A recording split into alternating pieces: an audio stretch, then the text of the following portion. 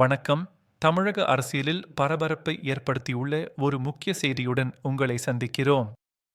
செந்தில் பாலாஜிக்கு CBI summon அனுப்பப்பட்டுள்ளது.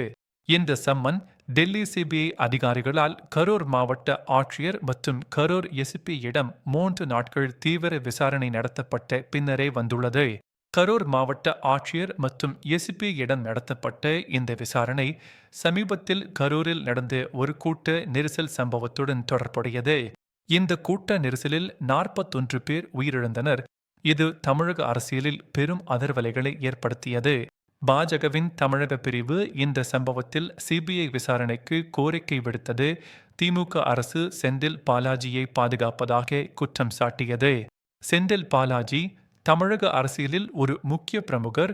ஊழல் மற்றும் பண மோசடி குற்றச்சாட்டுகளால் நீண்ட காலமாகவே தீவிர கண்காணிப்பில் இருந்து வருகிறார். ஜூன் 2023 மாதம் பண மோசடி தடுப்புச் சட்டத்தின் கீழ் அமலாக்க இயக்குநரகத்தால் அவர் கைது செய்யப்பட்டார்.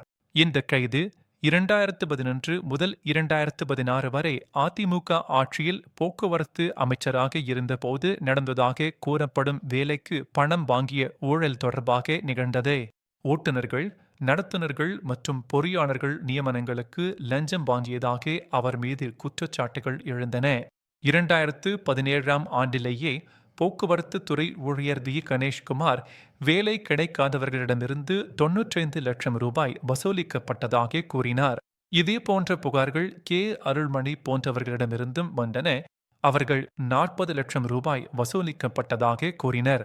மார்ச் 2021 மாதம் அமலாக்க இயக்குநரகம் செந்தில் பாலாஜி மற்றும் பிறர் மீது பண மோசடி தடுப்புச் சட்டத்தின் கீழ் ஒரு வழக்கை பதிவு செய்தது.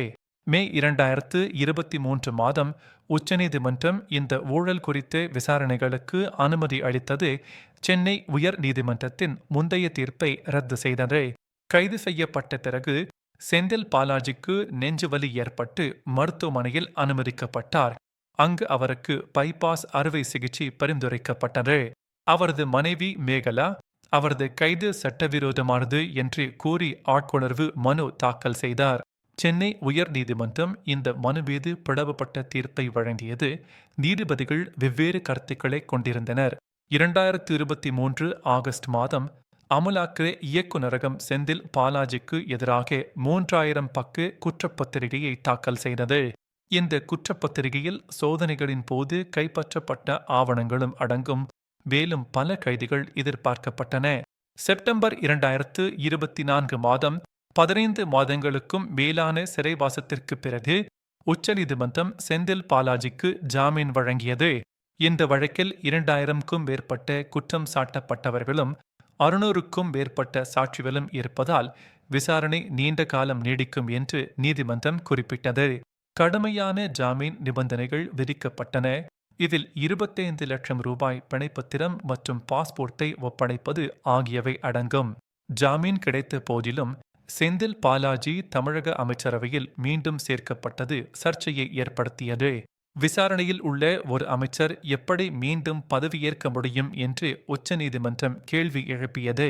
ஜூலை 2025 மாதம் 2000க்கும் மேற்பட்ட நபர்களை குற்றம் சாட்டப்பட்டவர்களாக பெயரிட்டதற்காக தமிழக அரசை உச்சநீதிமன்றம் கண்டித்தது. இந்த குற்றச்சாட்டுகளை அமைப்பின் மீதான முழுமையான மோசடி என்று உச்சநீதிமன்றம் விவரித்தது. 2025ஆம் ஆண்டின் பிற்பகுதியில் கரூரில் நடந்த கூட்ட நெரிசல் குறித்து சிபிஐ விசாரிக்க உத்தரவிடப்பட்டது.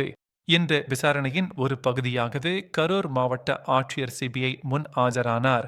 2026ஆம் ஆண்டின் தொடக்கத்தில் செந்தில் பாலாஜியின் ஜாமீனை ரத்து செய்ய கோரிய மனுவை உச்சநீதிமன்றம் தள்ளுபடி செய்தது.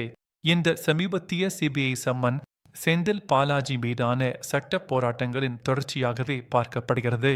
தமிழக அரசியலில் இந்த நிகழ்வுகள் ஏற்படுத்தும் தாக்கத்தை பொறுத்திருந்துதான் பார்க்க வேண்டும். மேலும் தகவல்களுக்கு எங்களுடன் இணைந்திருங்கள்.